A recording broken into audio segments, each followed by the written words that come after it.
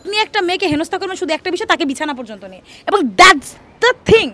এবং এইটাই সত্য কথা যে আপনি তাকে ওই পর্যন্ত নিয়ে হেনস্থা করতে পারবেন, কারণ তার ক্যালিবার আপনার নাই। আমি আসলে এইটা বলবো না যে নারীদেরকে স্পেসিফিক করে বলবো না, কারণ আমরা জুলাইয়ে যারাই আসলে রাস্তায় নেমেছি আমরা আসলে নারী পুরুষ দেখে নামি নাই, আমরা নারী পুরুষ সমন্বয়ে নেমেছি এবং আমাদের সাথে অনেক কর্মজীবীরাও ছিল। ব্যাপারটা হচ্ছে যে মানুষ নারীদেরকে নারীর রাজনৈতিকভাবে বা নারীর ক্ষমতায়নটাকে অ্যাকসেপ্ট করতে পারে না, এটা হচ্ছে সবচেয়ে বড় সমস্যা। এবং আমাদের এই পুরুষতান্ত্রিক সমাজে নারীর ক্ষমতায়নটা নেওয়া বা তার থেকে ক্যালিবার কেউ একজন আবার তাও একজন নারী, এইটা অ্যাকসেপ্ট করা তাদের মেইল ইগোর জন্য অনেক অ্যাটাকিং একটা বিষয়। মূলত এই জায়গা থেকে আসলে নারীকে তারা আসলে এই ধরনের হেনস্থার শিকার করে। প্রধানমন্ত্রীকেও আসলে অনেক হেনস্থার শিকার হতে হয়েছে সোশ্যাল মিডিয়াতে, যেটা সাক্ষী আপনারাও। বিভিন্ন ধরনের ছবি, বিভিন্ন ধরনের মিমস, বিভিন্ন ধরনের পোস্টার, এগুলো সব কিছুই করে এবং তাদের বিরুদ্ধে কিন্তু পরবর্তীতে আইসিটিতে একটা আমাদের সংশোধনীও করা হয় এবং তার জন্য একটা মামলার করা হয়। তো এগুলো হচ্ছে চলে আসতেছে ভাইয়া। নারীরা আসলে প্রাইম মিনিস্টার হয়ে গেলেই যে কেউ কিছু বলবে না তা না।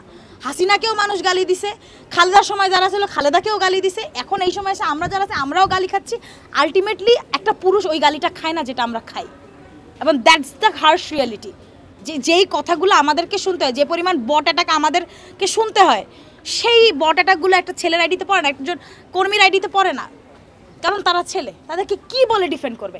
কিন্তু একটা মেয়েকে আপনি, একটা কমন জিনিসকে আমি বলি, এখানে আসলে ওরকম ফিল্টার করে কথা বলার কিছু নাই। আপনি একটা মেয়েকে হেনস্থা করবেন শুধু একটা বিষয়, তাকে বিছানা পর্যন্ত নিয়ে, এবং দ্যাটস দ্য থিং। এবং এইটাই সত্য কথা যে আপনি তাকে ওই পর্যন্ত নিয়ে হেনস্থা করতে পারবেন, কারণ তার ক্যালিবার আপনার নাই বা আমার ক্যালিবার কোনো পুরুষের নাই, এই জন্য সে আমাকে ওই পর্যন্ত নিয়ে হেনস্থা করছে। বা হয়তো আমার ক্যালিবার সে ওইভাবে গ্রহণ করতে পারছে না, আমার গ্রহণযোগ্যতার মতো তার গ্রহণযোগ্যতা নাই, সেই জন্য সে পারছে না। আমি নিজেকে অনেকভাবে বুঝ দিতে পারি, নিজেকে স্ট্রং রাখার চেষ্টা করতে পারি এগুলা বলে, কিন্তু আলটিমেটলি আমরা মানুষ এবং আমরা মেয়ে মানুষ, এবং আমরা জানি যে men and women they are physiologically different. আপনারা যেটা মানসিকভাবে সহ্য করতে পারবেন ওই সহ্য ক্ষমতা আমার নাই ভাই, এবং এইটাই বাস্তব।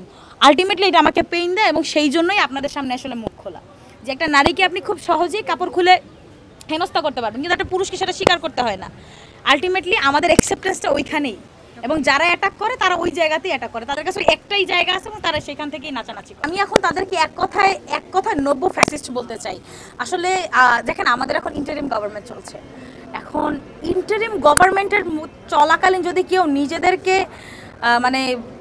আপকামিং ক্ষমতাসীন মনে করে, সেটা আসলে নব্য ফ্যাসিস্টেরই একটা উদাহরণ। এবং আমি আসলে এটাই বলবো যে লীগের আমলেও যেরকম ব্যাশিং করা হয়েছে, এই আমলেও ব্যাশিং করা হইতেছে। সব সাপের বিষই এক, সব সাপের সেম বিষ।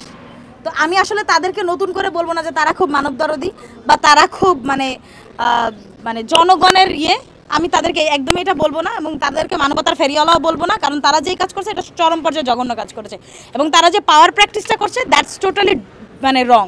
তারা এবং যে ওয়েতে তারা পাওয়ার প্র্যাকটিসটা করছে। আমি আমার সংগঠনের সাথে কথা বলে এবং সংগঠনের উপদেষ্টাদের সাথে কথা বলে আমরা খুব শীঘ্রই আইনি ব্যবস্থা নিব।